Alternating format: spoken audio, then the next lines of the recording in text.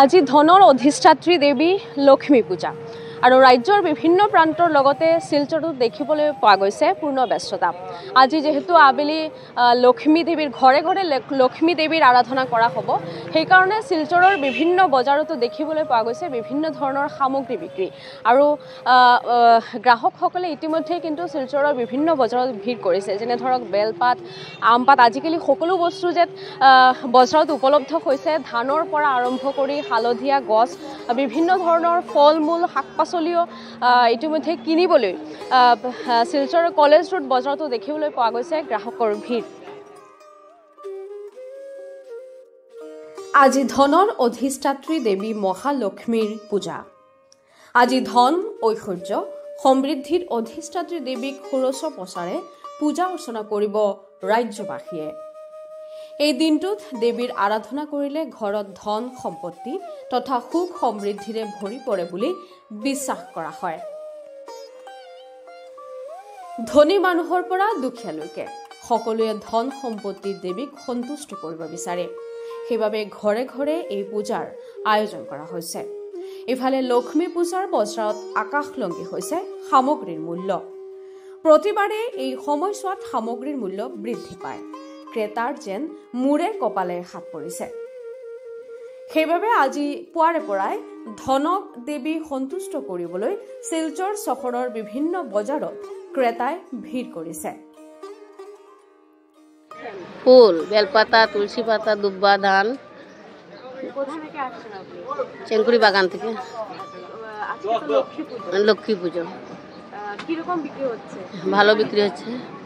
আর এখানে দেখতে পাচ্ছি যে লক্ষ্মী পুজোতে পদ্মফুলটাও অনেক দরকারি। ও দরকার, এটা বিক্রি হচ্ছে।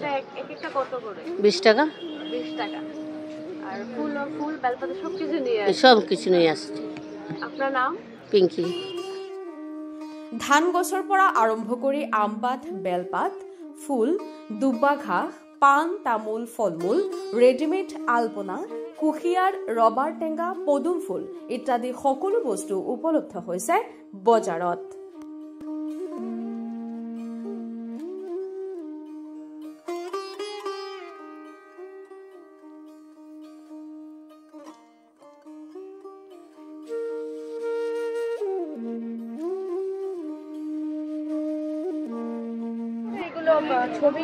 এটা 70 টাকা, আর একটা হইলে 130 টাকা। ফটো নিয়ে বসছেন? আজ লক্ষ্মী পুজো। লক্ষ্মী পুজো হয় নাই, হয় নাই, বনি হয় নাই কেন? আজকে তো বৃষ্টিও হয়েছে। বৃষ্টি হয়েছে, তার কারণে।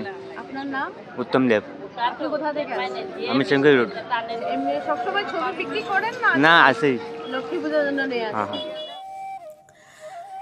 এফালে পূজাৰ বতৰত বিভিন্ন সামগ্ৰীৰ লগতে শাক পাচলিৰো মূল্য বৃদ্ধি পাইছে লক্ষ্মী প্ৰতিমাৰ দামো।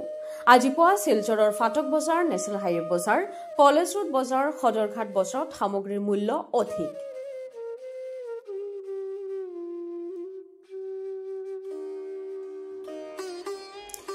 ইফালে আজি শিলচৰত পুৱা বৰষুণ আহে, কিন্তু ইয়াৰ মাজতেই গৃহিণীসকলে পূজাৰ বাবে নিজৰ প্ৰিয় বস্তু কিনিবলৈ বজাৰত ভিৰ কৰিছে। শিলচৰৰ পৰা আখি দাস, লোকেল 18।